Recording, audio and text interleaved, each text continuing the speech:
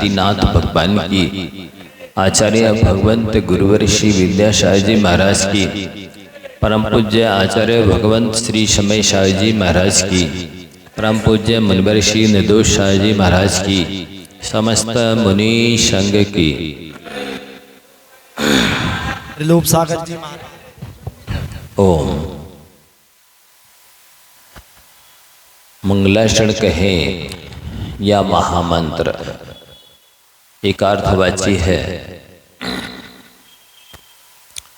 तो विगत दिनों से आपको महामंत्र का अर्थ, शब्दार्थ, भावार्थ इत्यादि सभी क्रमशः बताया जा रहा है।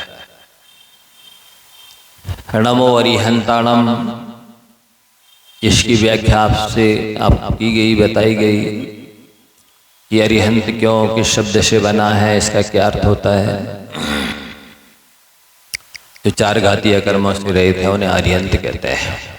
नमो अरहंताणम, जो 100 इंद्रों के द्वारा पूजनीय, वंदनीय, स्तुत्य है, और जब इंद्रों के द्वारा वंदनीय है तो बाकी की चारों गतियों के जितने भी जीव हैं उन सब के द्वारा तो वो वंदनीय है ही।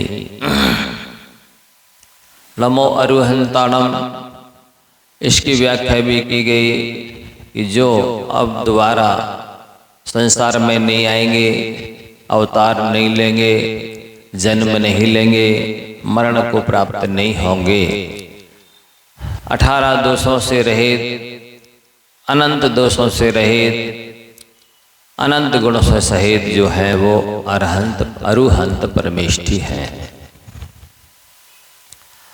ये बताया गया।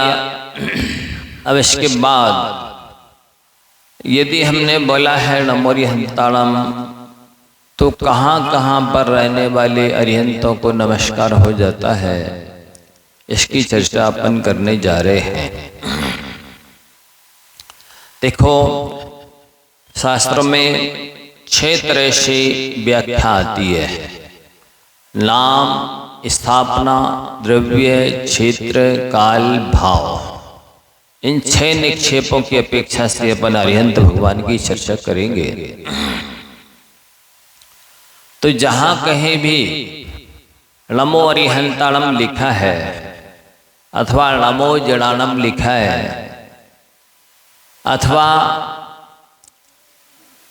श्री ऋषभनाथ जनीन्द्राय नमः, अजिश्री अजितनाथ जनीन्द्राय नमः इत्यादि, तो वो नाम निक्षेप के 3 लोक 3 काल संबंधी अनंत अनंत अरहंत परमेष्ठी भगवान हो जाएंगे।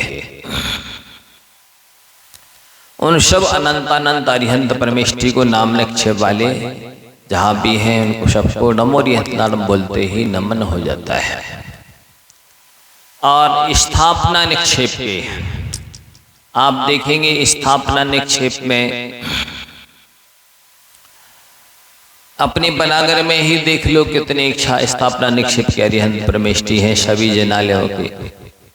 ऐसे फिर भरत क्षेत्र के, फिर 2.5 दीप के, मध्यलोक के, 3 लोक के, जहां कहीं भी 3 लोक के और 3 काल के स्थापना निक्षेप संबंधी अरिहंत परमेष्ठी भगवान हैं, उनको भी नमो अरिहंताणम बोलते ही नमन हो जाता है।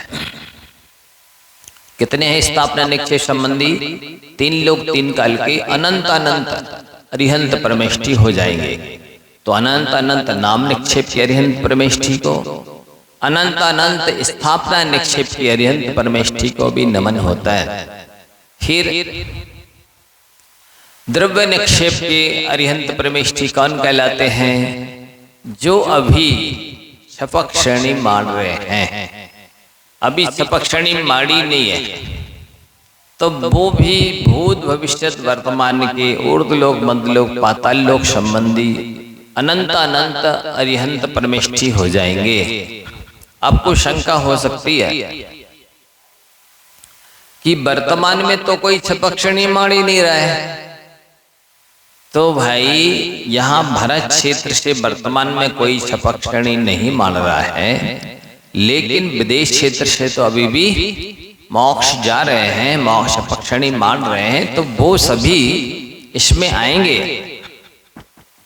फिर आपको शंका होगी कि मध्यलोक में मान लिया कि विदेश क्षेत्र से मोक्ष जा रहे हैं, अधोलोक से कहां से जा रहे हैं, ऊर्ध्वलोक में कहां जा रहे हैं, कहां छपक्षणी मान रहे हैं।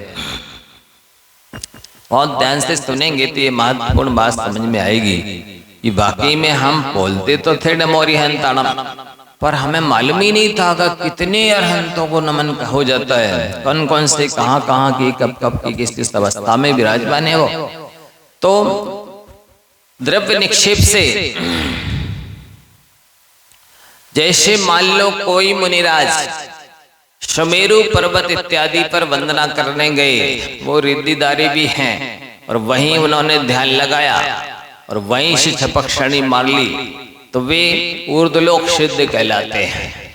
तो वो भी आएंगे। अधोलोक में किसी सुरंग में गुफा में नीचे जा करके कोई ध्यान कर रहे हैं, तो वे अधोलोक सिद्ध माने जाते हैं।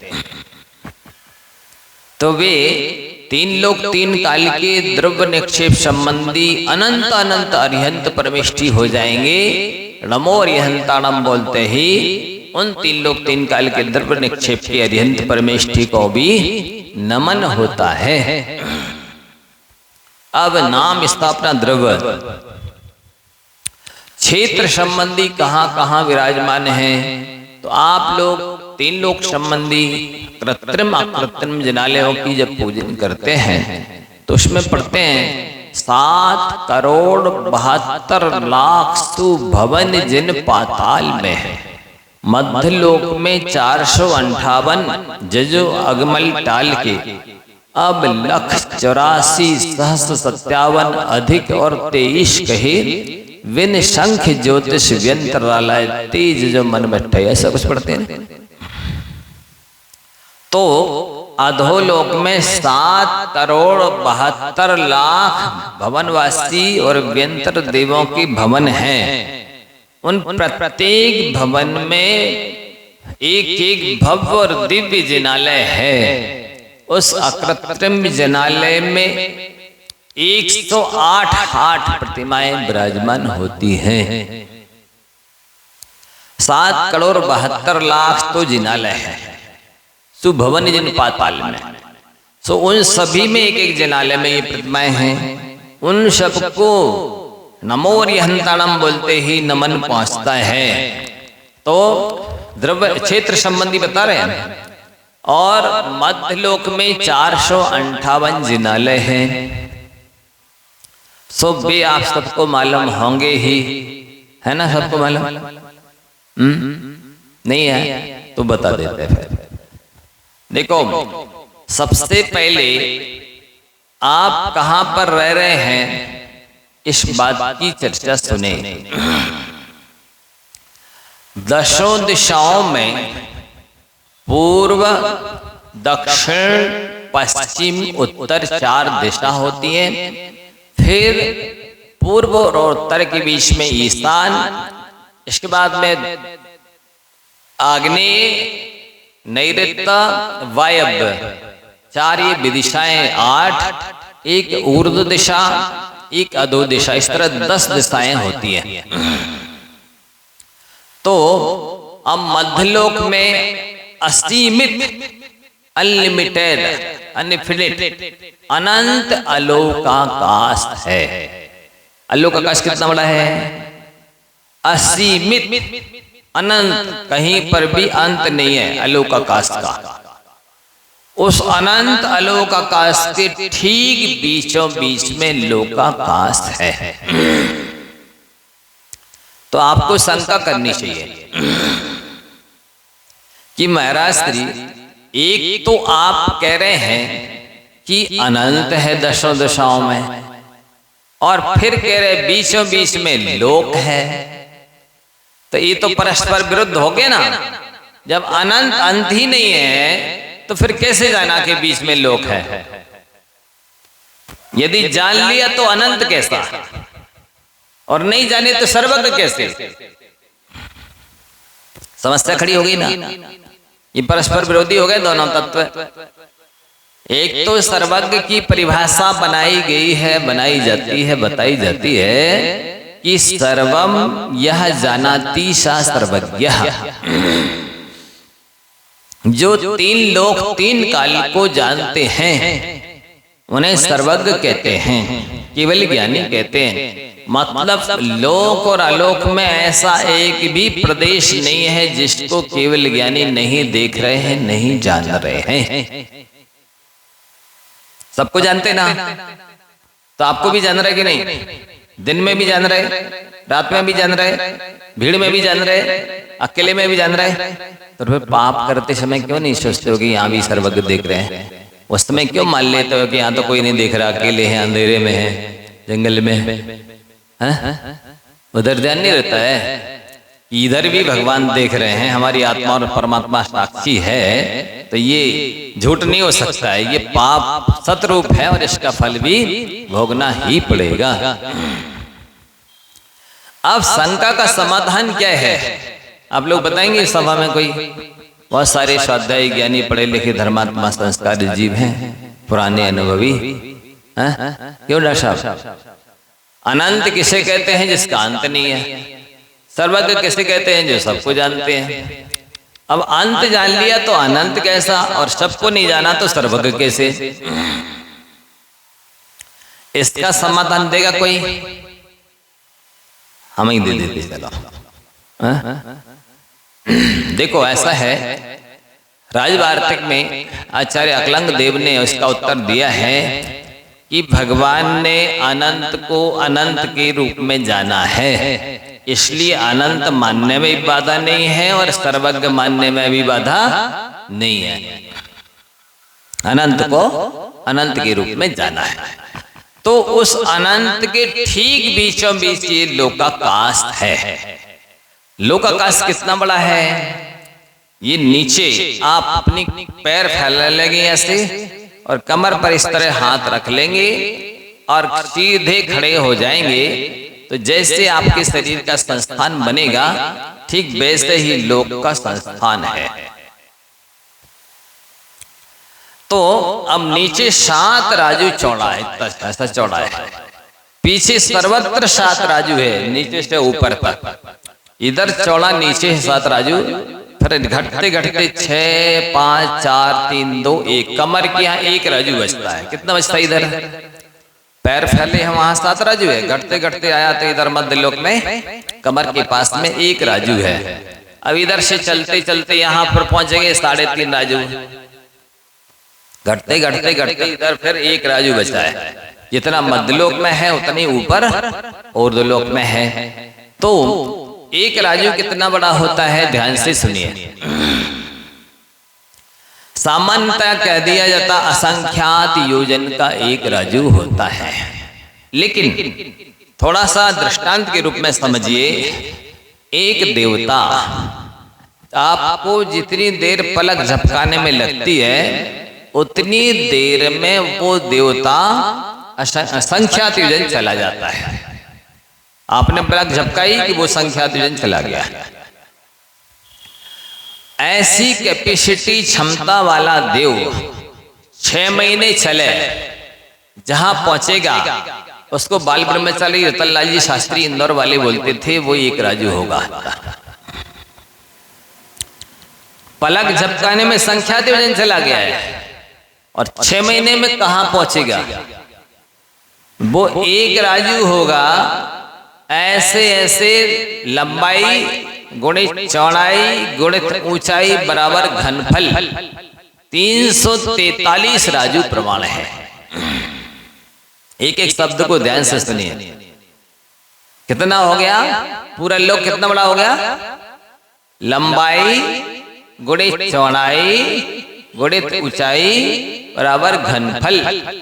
तो ये पूरा का पूरा 343 राजू होता है। 1 राजू समझ गए कितना बड़ा है? जब 1 राजू इतना बड़ा है तो 343 राजू कितना बड़ा होगा? और 343 राजू इतना बड़ा है, फिर भी कान खोल कर सुनिए, एक सुई की नोक बराबर जगह नहीं है जहां पर जीभ ठसा ठस ना भरे हो। इतने जीव हैं अनंतानंत। फिर आप शंका कर सकते हैं कि महाराज जी इधर भी जीव हैं क्या, जहां आपकी उंगली घूम रही है? हाँ, यहां भी जीव है, लेकिन वे सूक्ष्म नाम कर्म के उदय वाले जीव हैं, जो ना किसी को छेड़ते हैं ना किसी से छिड़ते हैं, इसलिए उंगली घुमाने पर भी वो मरेंगे नहीं, पर जीव हैं।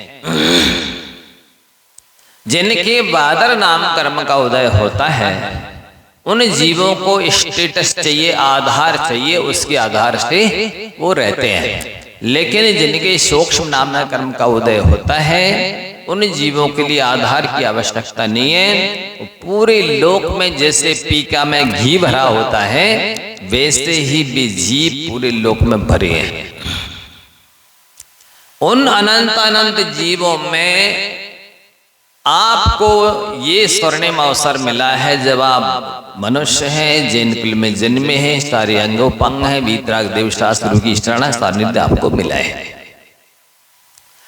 उनमें जो अनंत अनंत जीव हैं, ऐसे भी अनंत जीव है। देखो, अनंत भी अनंत प्रकार का होता है, असंख्यात असंख्यात प्रकार का होता है, संख्यात संख्यात प्रकार का होता है।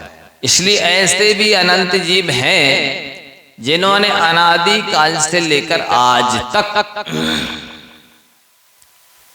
अनादि किसे कहते हैं? जिसकी आदि नहीं है, शुरुआत नहीं है और नहीं है, वो अनादि है। और अनंत किसे कहते हैं? जिसका छोर नहीं है, अंत नहीं है, पार नहीं है, किनारा नहीं है, उसको अनंत बोलते हैं।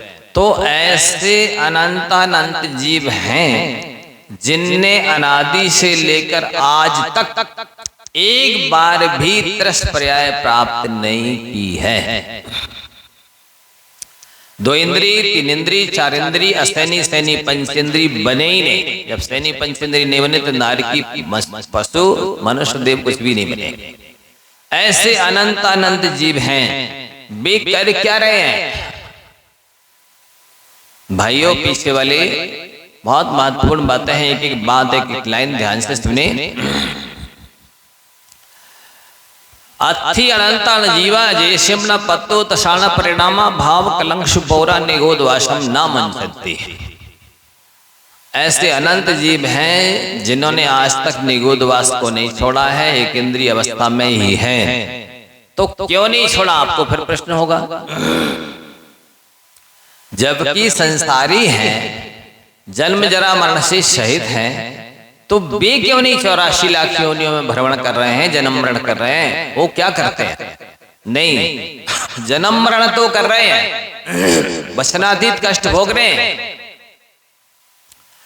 लेकिन भाव कलंक सुपौरा निगोदवासम न मंचन्ति। भावों में इतना क्लेश है, संक्लेश है, कलुषता है, कषाय की तीव्रता है कि वो संक्लेश उनको वहां से निकलने नहीं देता। वहां जाना सरल है। जैसे यहाँ लोग संक्लेश करते रहते हैं, आतर उद्यान करते रहते हैं। जैसे मान लो किसी का अवैध गर्भ रह गया है, अब उसने अंतर मूर्ति में मान लो भाव कर लिए, कब गिराए कब गिराए कब गिराए, कब गिरे कब गिरे कब गिरे। इससे ऐसे कर्मों का बंध करती है वो महिला, वो जीव, कि वहां मर करके निगोद में चले जाते हैं। और जैसे उनने मारने का भाव किया है, तो प्रतिक्षण जन्म मरण जन्म मरण जन्म मरण करते रहते हैं। तो कसाय की तीव्रता से वहां निगोद में जाना सरल है, पर परिणामों की कलुषता की वजह से वहां से निकलना सरल नहीं है। तो वो क्या करते हैं? वहां निगोद में रह करके अंतो मोहत काले छावट्टी सहस्त्रगाणी मरणानी तावदिया चौखुद भवा। ऐसे जीव जो निगोदिया हैं, वे अंतर मुहूर्त में, मतलब 45 मिनट में 66,336 बार जन्म ले लेते हैं और 66,336 बार मरण कर लेते हैं। संसार में यदि कोई कष्ट है, सबसे बड़ा कष्ट है, तो वो है जन्म लेने का और मरण करने का, और वही वहां पर सबसे ज्यादा करने होते हैं। सीधी छठी तालम बीले 24 हांति पंचखे छावट्टी सहसा सेम से 32 में अखे। गाँवट शाह जीव कांड में नेमिचंद सिद्धांत चक्रवर्ती देव ने ये भी बताया कि वो 66,336 जो जन्म लेता और 66,336 बार जो मरण करता है उसमें सीधी यानी अस्थिति यानी 80 दो इंद्रिय के भाव प्राप्त करता है, 60 तीन इंद्रिय के भाव धारण करता है, 40 चार इंद्रिय के भाव धारण करता है, 24 पंचेंद्रिय के भाव धारण करता है और 66,132 भाव एक इंद्रिय के धारण कर लेता है। 45 मिनट के भीतर इतने जन्म ले लेता है और इतने मरण कर लेता है। तो ये जन्म मरण की गिनती है, संख्या है। और अनादि काल से लेकर के अपन सभी ने यही किया है कि जन्म लिया है, दुख पाया है, मरण किया है, समय को बिताया है, दुख को पाया है, इसके अलावा कुछ किया ही नहीं। किया है तो गोरख धंधे किए हैं, खटकर्म में लगे रहे हैं, सटकर्म नहीं किए। क्या खटकर्म किए हैं? 80 कृषि शिल्प विद्या वाणिज्य को खटकर्म कहते हैं और देव पूजा गुरु पासी स्वाध्याय संयम तपदान को सटकर्म कहते हैं। तो ये नहीं कि इस जीव ने और खटकर्म तो बहुत किए। तो ये बताया जा रहा था कि इतने बड़े संसार में ठीक अनंत लोकाकाश के बीच में लोकाकाश है, लोकाकाश के ठीक बीचों बीच एक तृष्णाड़ी है, एक राजू चौड़ी, 7 राजू लंबी सर्वत्र। कितना बड़ा है लोक? हाइट में 14 राजू उतंग नव, लोक पुरुष संठान, या में जीव अनादित भ्रमत है बिन धन। नहीं धन सही नहीं है, भ्रमत है बिन ख्याति पूजा लाभ, भ्रमत है बिन फैसिलिटी। ऐसा ही लगा ना कि भ्रमत है बिन गार्जियन। क्या लगा ना? क्यों भ्रमण कर रहा है 84 लाख योनियों में इस 14 राजू ऊंचे लोक में? बिन ज्ञान लिखा है। कान खोल के सुनो। अभी कहेंगे ये परीक्षा होने वाली है पहले अध्याय की, आराध्य सूत्र के। 1 महीने बाद लगभग भादों के पहले सप्ताह में पुस्तक दी जा रही है, पढ़िए। 1 महीने बाद में प्रश्न पत्र दिया जाएगा, आंसर शीट कापी दी जाएगी, पेन दिया जाएगा, देख करके 1 सप्ताह में भर करके देना है। इस निमित्त से हम आपको स्वाध्याय कराना चाहते हैं। आप पढ़ेंगे तो स्वाध्याय की क्या महिमा है, जन्म की क्या महिमा है, जन्म ये मनुष्य पर्याय कितनी दुर्लभ है, कैसे सार्थक हो सकती है, क्या करना चाहिए, कैसे करना चाहिए, क्यों करना चाहिए, कब करना चाहिए, कहाँ करना चाहिए, आदि सारी बातों का ज्ञान हो जाएगा। इसलिए ये पढ़ाए और बाद में फर्स्ट सेकंड थर्ड और पारितोषिक सांत्वना पुरस्कार से सम्मानित सबको किए जाना है। तो इसलिए कारिका को याद रखना, 14 राजू उतंग नव, लोक पुरुष संठान, या में जीव अनादित भ्रमत है। और दूसरी चीज नहीं जोड़ना, बिन ज्ञान। मात्र एक सबसे बड़ी कमी रही इस जीव की, और तो सब कुछ उपलब्ध किया इसने। सब कुछ का मतलब आगे उसी में पढ़िए। धन कन कंचन राज सुख, सबही सुलभ कर जान, दुर्लभ है संसार में एक यथार्थ मित्र। नहीं, एक यथार्थ पति, एक यथार्थ पत्नी दुर्लभ है। क्या लगाना? धन कन कंचन राज सुख, सबही सुलभ कर जान, दुर्लभ है संसार में यथार्थ ज्ञान दुर्लभ है। किस किस से? धन माने होता है गाय बैल भैंस इत्यादि, पशुधन को धन बोलते हैं। कन माने होता अनाज, जो 18 प्रकार के अनाज होते ना, गेहूं दाल चावल इत्यादि। कन, ये धन भी सुलभ है। कितने सुलभ? चक्रवर्ती की 3.5 करोड़ गैया 18 करोड़ घोड़े, 84 लाख हाथी, 18 करोड़ रथ इत्यादि को लेकर ये सब सुलभ है। वो कह रहे हैं सभी सुलभ कर जान में लिखा ना, धन कन कंचन, कंचन नाम की महिला नहीं, कंचन माने सोना, सोना मतलब 9 निधि 14 रत्न भी सुलभ हैं, ये भी मिल सकते हैं। कंचन राज सुख, राजा में राजा, महाराजा, अधिराजा, मंडलिक, महामंडलिक, अर्धमंडलिक, अर्ध चक्रवर्ती, चक्रवर्ती इत्यादि सभी सुलभ कर लिखा है।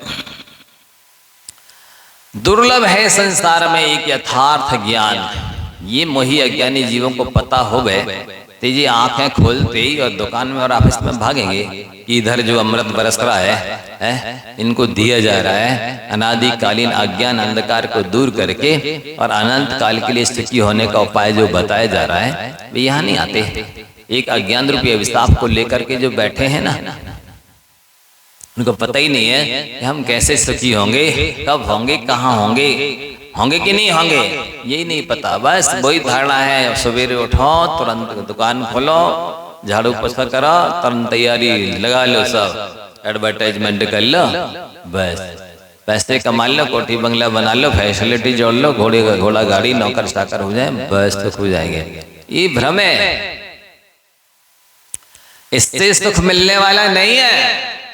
ये सारी चीजें जिसके पास थी उससे पूछो कि वो सुखी है कि दुखी। आप जिनके नाम लेते हैं ना, ये अंबानी का, ये आर के मार्बल वाले, कोई भी जो पैसे वालों के नाम लेते हो ना, आपको पता नहीं है जितनी बड़ी ढोल होती है उतनी बड़ी पोल भी होती है।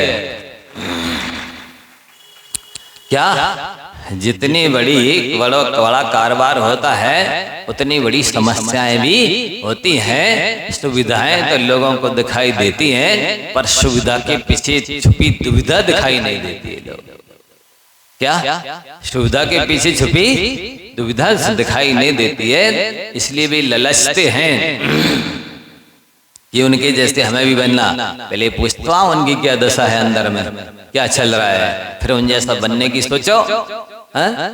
तो लिख रहे हैं कि सब कुछ सुलभ है, लेकिन एक यथार्थ ज्ञान, सम्यक ज्ञान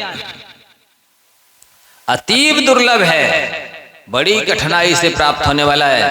अहो भाग्य मानिए, सौभाग्य मानिए, परम पूज्य मुनीश्री निर्दोष सारी जी जैसे महासंत आपको मिल गए सहज में। वो सामान्य साधु नहीं है, जितने सरल, जितने सहज वो दिख रहे हैं, इतने यानी महान है वो, जिसके लिए कोई विकल्प नहीं। ना तुम्हारी कोई कमेटी बनाना चातुर्मास की, ना तुम्हारा कोई कंप्लीट से मतलब, ना उनके प्रवचन कोई फलानी पत्रिका में आए, कोई पत्रिका का संपादन हो, कोई मीडिया में आ जाए, कोई कहना चाहिए कलशों से मतलब कितने आराजमान कर रहे कि नहीं कर रहे, जिनको कोई भोजनशाला से मतलब है। तुम भैया हमारे भगत लोग आएंगे, उनको रिसीव करो, कि ठहरने की भोजन पानी की व्यवस्था करो, कि छोड़ने जाओ, कोई मतलब नहीं, किसी भी तरह की जैसे कोई डिमांड नहीं।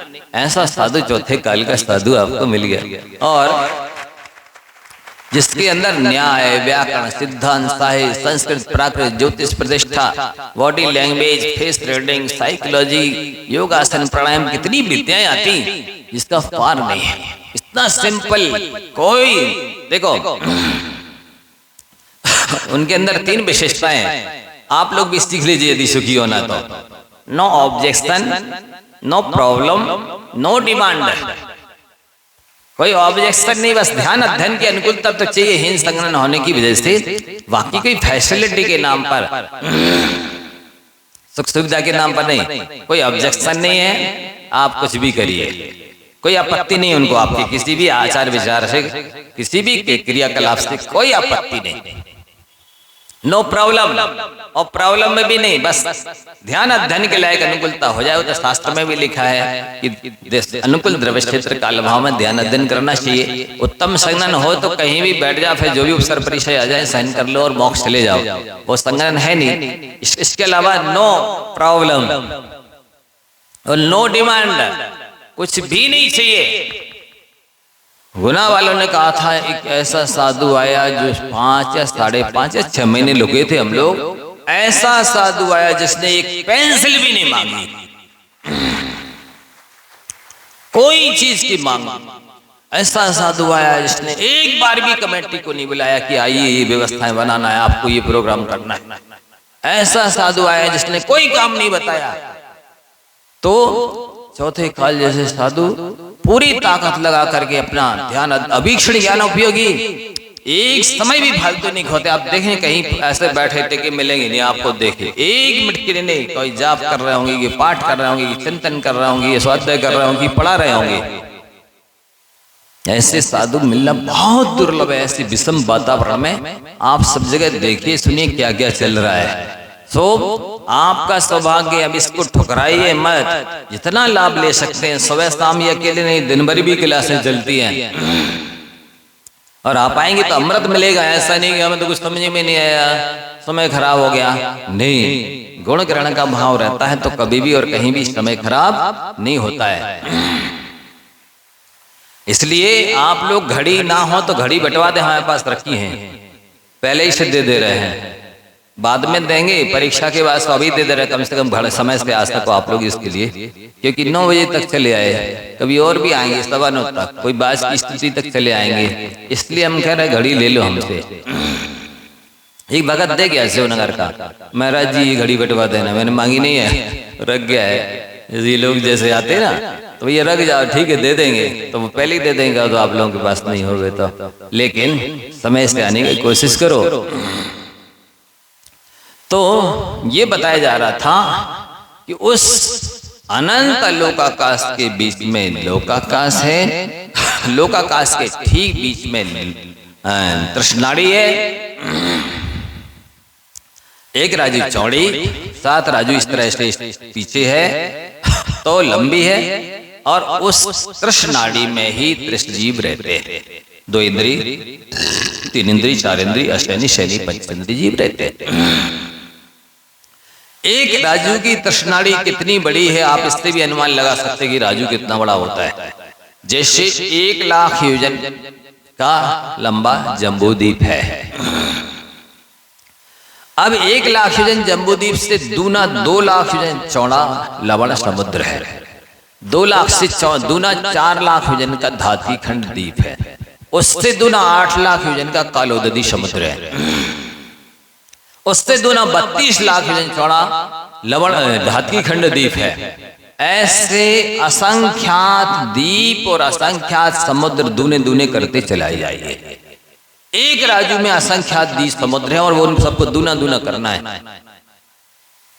इससे भी आप अनुमान लगा सकते कि एक राजू इतना बड़ा होता है जिसमें संख्यात नहीं, गिन नहीं सकते, असंख्यात द्वीप हैं और असंख्यात समुद्र हैं। और एक द्वीप से दूना समुद्र होगा तो समुद्र से दूना अगला द्वीप होगा, द्वीप से दूना अगला समुद्र होगा, समुद्र से दूना अगला द्वीप होगा। ऐसे करते चले जाइए। लास्ट जो समुद्र है वो अकेला आधे राजू में है। अब आप अनुमान लगाइए, आधे राजू में एक समुद्र है तो कितना चौड़ा होगा, कितना गहरा, और कितनी उसकी तिगुनी परिधि हो जाती है। कोई भी गोल चीज की परिधि लंबाई से कुछ अधिक तिगुनी होती है। तो वो एक आधे राजू से 1.5 राजू का लगभग ऐसे परिधि हो जाएगी, और गहरा भी लगभग आधे राजू से के आसपास होगा। इतने बड़े समुद्र में भी असंख्यात जलचर जीव हैं, वे पंचम स्थानवर्ती हैं। त्रयंश पशु हैं, मछली, मगरमच्छ, कच्छ जो भी हैं, वे असंख्यात पंचम गुण स्थानवर्ती, अणुवर्ती, देशवर्ती हैं भी। जिनने यहाँ धर्मोपदेश सुना, उपदेशना सुनी और किसी कसाय के वशीभूत होकर के वर्ती नहीं बने और पशु गति में मायाचारी करके धन कमाने के चक्कर में व्यापार सर्विस बिजनेस में मायाचारी करी और मर कर के यदि लास्ट समुद्र में उत्पन्न हो गए तो ये संस्कार वहां काम आ सकते हैं। अभी वृत्ति नहीं बन पाए तो वहां जाकर के भी वृत्ति बन सकते हो। मनुष्य होकर के वृत्ति नहीं बन पाए तो पशु बन करके भी वृत्ति बन सकते हो यदि धर्मोपदेश सुनते रहे तो।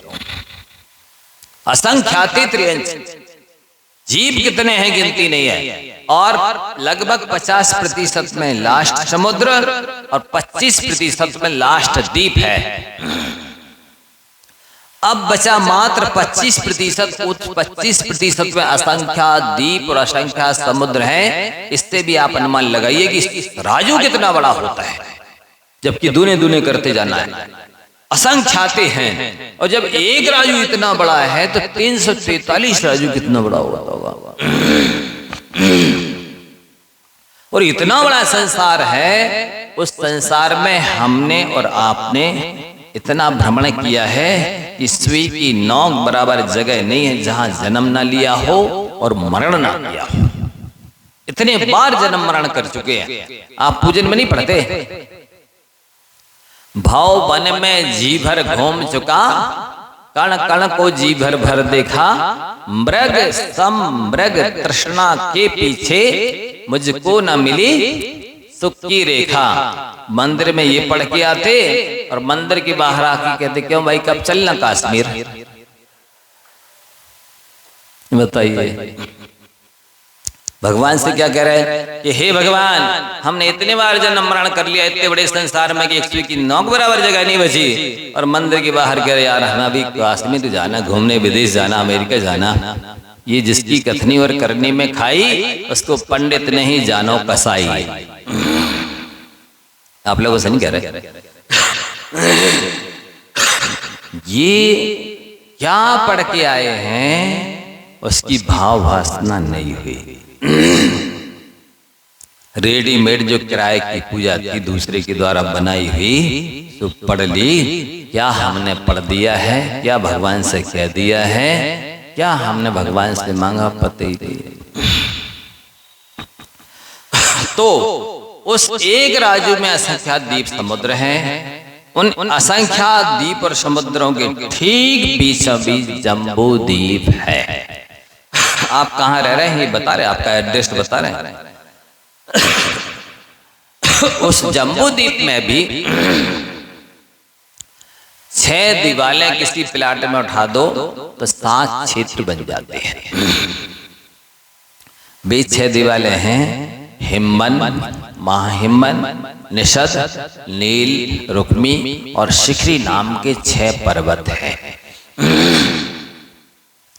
उन 6 पर्वतों की वजह से 7 क्षेत्र जो बन गए हैं प्लाट, उनके नाम हैं भरत, हेमवत, हरि, विदेह, रम्यक, हिरण्यवत और ऐरावत। ये 7 क्षेत्र हैं।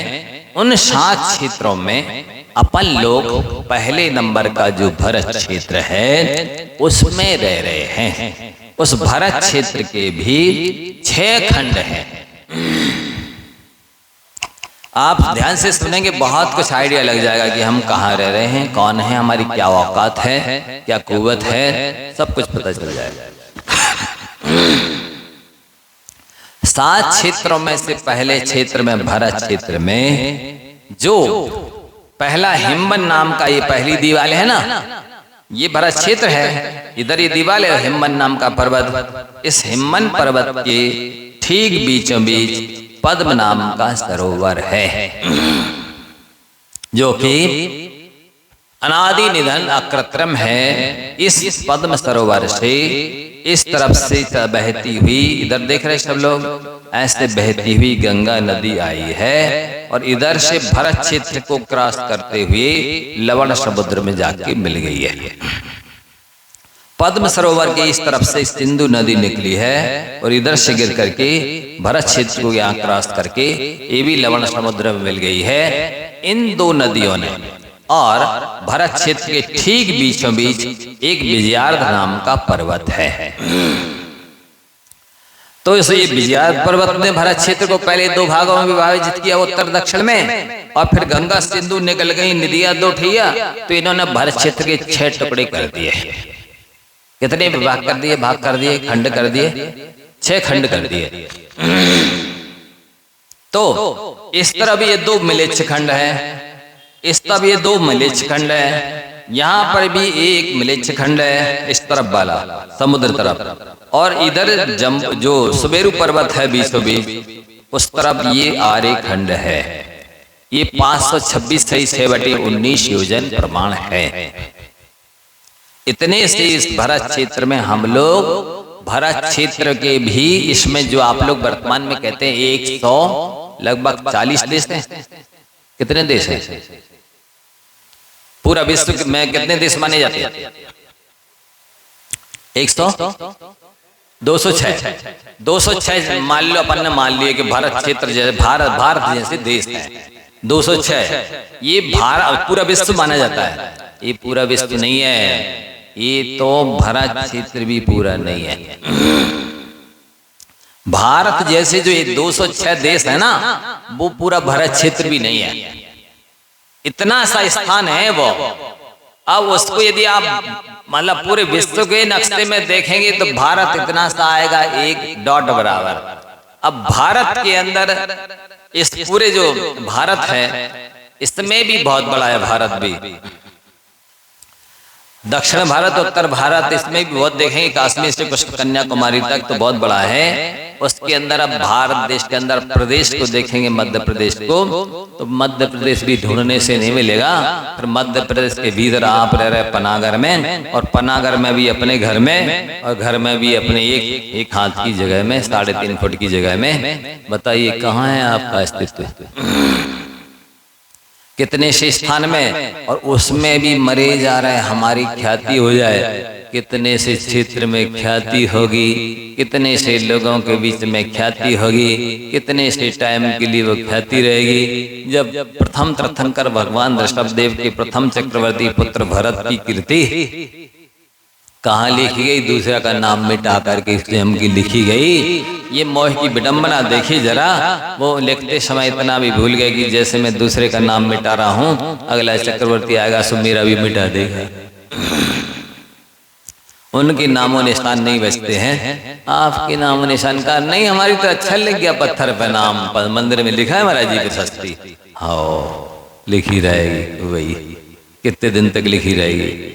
तो ये इस जो जम्बूद्वीप है और भरत क्षेत्र है, वहां पर इस आर्यखंड में एक उत्तरपणी काल में 10 कोड़ाकोड़ी सागर प्रमाण के 24 तीर्थंकर होते हैं। एक अवसर्पणी काल में 24 तीर्थंकर होते हैं 10 कोड़ाकोड़ी सागर के पीरियड में। अब हम आपको नमोरी हंताणम जो बोलते हो भाई साहब, हेलो,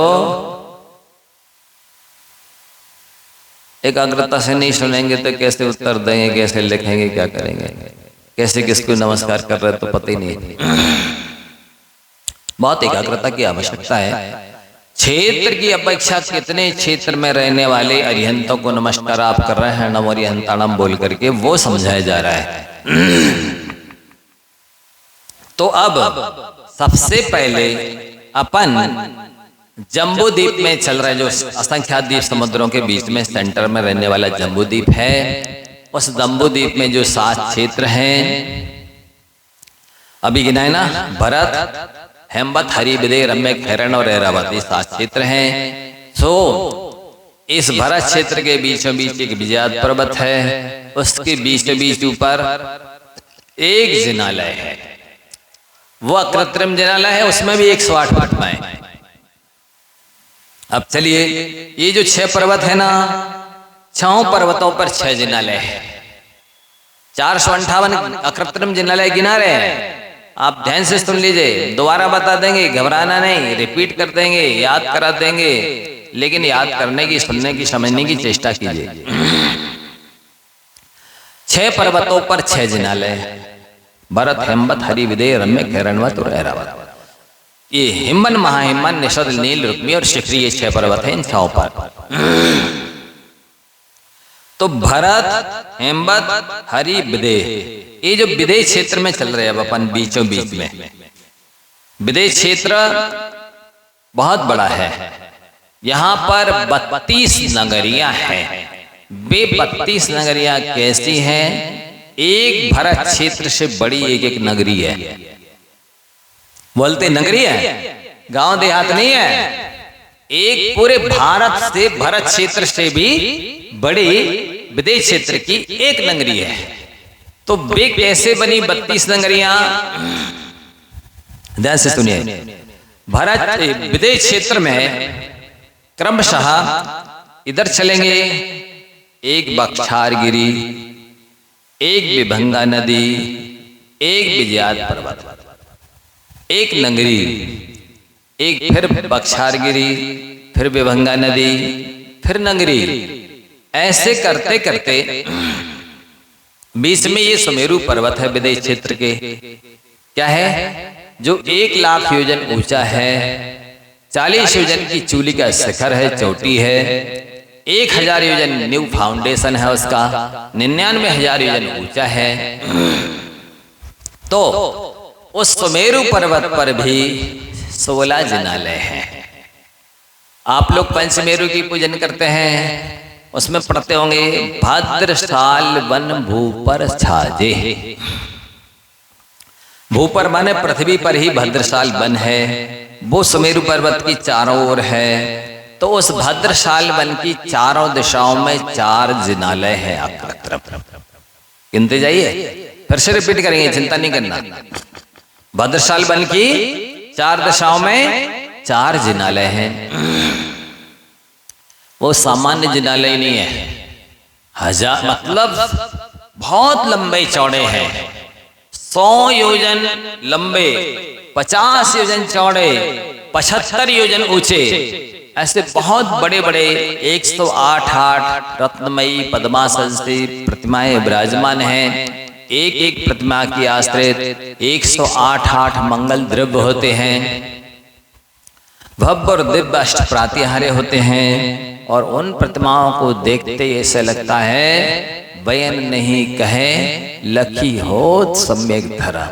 वो भले वचन नहीं बोलते हैं, लखी यानी दर्शन करने मात्र से सम्यक दर्शन हो जाता है। तो अपना नमो रिहंताड़म बोलते ही उनको भी सबको नमन किस को पहुंच रहा, क्षेत्र की अपेक्षा बताया जा रहा है। नाम, स्थापना, द्रव्य, क्षेत्र। अभी काल और भाव की अपेक्षा भी बताएंगे, सुनते जाइए। तो क्षेत्र में यहां पर 4 भद्रशाल वन में, फिर नंदन वन है 500 योजन ऊपर चलिए, इसकी भी 4 दिशाओं में 4 जिनालय हैं। इसमें भी एक जिनालय में 108 प्रतिमाएं। एक आधे दिन बताएंगे ऐसा विषय, नहीं कहूँ महाराज तो बहुत कठिन विषय बताती, अब कल से नहीं जाना। एक आधे दिन का आज का ही, आज ज्यादा कल होगा, नहीं हो पाएगा शायद, देखेंगे। आप चिंता नहीं करना, बहुत सरल विषय बताएंगे, कहानी भी सुनाएंगे, थोड़ा सा फाउंडेशन तो तैयार हो जाए। बहुत सारी कहानी सुनाएंगे, दृष्टांत सुनाएंगे, संस्मरण सुनाएंगे, दोहे सुनाएंगे, गाथाएं सुनाएंगे, श्लोक सुनाएंगे, सब सुनाएंगे। आप सुनते बस जाइए, घबराना नहीं, जल्दी निर्णय नहीं लेना कि सरल है कि कठिन है कि सामान्य, कुछ भी। तो 4 जिनालय हो गए भद्रशाल वन में, 4 जिनालय हो गए सोमनस वन। फिर इसके बाद में 62,500 योजन ऊपर चलिए, तो वहां पर भी भद्रशाल नंदन सोमनस वन है, उसकी भी 4 दिशाओं में 4 जिनालय हैं। उसमें भी एक एक जिनालय में 108 रत्नमयी प्रतिमाएं हैं, वही अष्ट प्रातिहार्य 108 मंगल द्रव्य सभी कुछ है। फिर लास्ट में अपन चलेंगे 500 योजन पर था नंदन वन, 62,500 योजन ऊपर है सोमनस वन, तो 63,000 हो गया। अब 36,000 योजन ऊपर चलिए, तो कौन सा? पांडुक वन है। कौन सा वन है? 99,000 हो गए कि नहीं हो गए? 63, 36, 62,500, 500, 62,500 और 36, ऐसे 99,000 योजन ऊपर अपन पहुंच गए हैं। पांडुक वन की 4 दिशाओं में 4 जिनालय हैं, एक एक जिनालय में 108 प्रतिमा हैं। तो उन सब के लिए भी हमारा नमन पहुंच कर नमो रिहंताड़म बोलते ही। अब 16 जिनालय हो गए ये सुमेरु पर्वत के। अब सुमेरु पर्वत की 4 विदिशाओं में, आपके यहाँ सुमेरु पर्वत की दशा हमने देखी है, बड़ी दयनीय है। कुछ प्रतिमाओं तो निकल करके एक सिंहासन पे आड़ी टेढ़ी सी भी रखी हैं, इससे अपशकुन होता है, समाज का वास्तुशास्त्र बिगड़ता है। प्रतिमाओं को ऐसे नहीं रखना चाहिए, इनको दोबारा ढलवा सकते, विसर्जन करके और नए फ्रेश अच्छे भव्य और दिव्य लाए जा सकते हैं, प्रतिष्ठित कराए जा सकते हैं। यहाँ पर अन्यत्र से कैसी हालत है उनकी देखो जरा। वो हाथी की सूंड की तरह जो निकला रहता है ना, हाथी की सूंड है, उसके ऊपर एक जिनालय है, वो गजदंत कहलाता है। क्या कहलाता है? गजदंत। तो वो सुमेरु पर्वत की 4 विदिशाओं में 4 गजदंत है और एक एक गजदंत पर एक एक जिनालय है। वो भी अकृत्रिम जिनालय है। एक एक जिनालय में 108 भव्य और दिव्य प्रतिमाएं। तो 16 हो गए थे सुमेरु पर्वत संबंधी, 4 हो गए ये गजदंत संबंधी। 16 और 4 20। ये केवल सुमेरु पर्वत संबंधी 20 हुए। अब चलिए 16 बख्शार गिरियां हैं। इसके जैसे विदेश क्षेत्र के किस तरह से 32 नगरियां बनी है वो आपको बता रहे हम। ये भी सुमेरु पर्वत है, इधर से बख्शार गिरी है, ये विजय पर्वत। एक तो एक खंड हो गया विदेश क्षेत्र का। अब यहाँ पर बख्शार गिरी, विभंगा नदी, विदेश क्षेत्र की नगरी। तो यहाँ 4 इस तरफ बख्शार गिरी हो जाएंगे, 4 इस तरफ बख्शार गिरी हो जाएंगे, 4 इस तरफ बख्शार गिरी हो जाएंगे, 4 इस तरफ बख्शार गिरी हो जाएंगे। 16 हो गए ना। प्रत्येक बख्शार गिरी पर एक एक जिनालय है। 16 एक ध्यान में रखिए। अब जो 32 विदेह बन गए, 32 नगरियों को 32 विदेह बोलते हैं। एक एक विदेश क्षेत्र में भरत क्षेत्र की तरह व्यवस्था है कि वहां पर भी पद्म सरोवर से गंगा सिंधु 2 नदियां निकलती है, नाम वही है, नदियां दूसरी है। तो गंगा सिंधु नदी निकलती है, एक विजय पर्वत होता है, तो 6 खंड बन जाते एक एक नगरी के, एक विदेह के। एक विदेह बोले या नगरी बोले, एक अर्थवाची है। एक एक विदेह के 6 खंड हैं। तो वहां पर जैसे भरत क्षेत्र में एक विजय पर्वत है, ऐसे वहां विदेह, एक विदेह में यानी एक नगरी में एक विजय पर्वत हो गया। तो 32 विदेह हैं यानी 32 नगरियां हैं, 32 में एक एक विजय पर्वत होने से 32 विजय पर्वत हो गए। रिपीट करेंगे, चिंता नहीं करना, सुनने समझने की कोशिश करें, याद हो जाएंगे। और फिर आप जब जमाला करेंगे ना, तब नमो हरिहंताणम बोलने पर अभी जो पाप की नजरा हो रही थी और पुण्य का बंद हो रहा था, सुनने समझने के बाद में अनंत गुना ज्यादा पुण्य का बंद होगा और अनंत गुना ज्यादा पाप का नाश होगा। इसलिए सामान्य विषय ना समझे इसको कि कहाँ का विषय छोड़ दिया जो तो हमको आ ही नहीं रहा समझ में, हमने तो सुना ही नहीं है। अरे भैया, पहली बार रोटी बनाती हैं तो ये महिलाएं पहली बार में सीख जाती है। कितने बार भारत की नक्शा बना देते हैं बेल बेल के, तब कहीं बाद में मुश्किल से अच्छी गोल बनती है जो किनारी में भी सिक जाए, बीच में भी सिक जाए, फूल भी जाए, जले भी नहीं, फुल्का बन जाए, कि रोग अकेली बिना नमक मिर्ची की भी दाल रोटी खाएं तो हाथ चाटे। ऐसी रोटी बनती है एक बार में, कई बार प्रयास करना पड़ता है। इसी तरह मान लो नहीं सुना तो पहले सुनोगे, 1 बार 2 बार 3 बार समझ में आ जाएगा। तो पहली बार सुन रहे हैं, आप घबराना नहीं, 5 मिनट बचे हैं, जितना विषय हो पाएगा मैं छोड़ दूंगा समय पर। 32 विदेह समझ में आ गए। 32 विदेह को ही 32 नगरी बोलते हैं। एक एक विदेह में 6 खंड हैं, बीचों बीच विजयात पर्वत है, उस विजयात पर्वत के बीच बीच एक एक जिनालय है। तो 32 विजयात पर्वत वहां विदेश क्षेत्र में हो गए। और एक देवकुरु में है जम्बू वृक्ष, उसके ऊपर एक जिनालय है।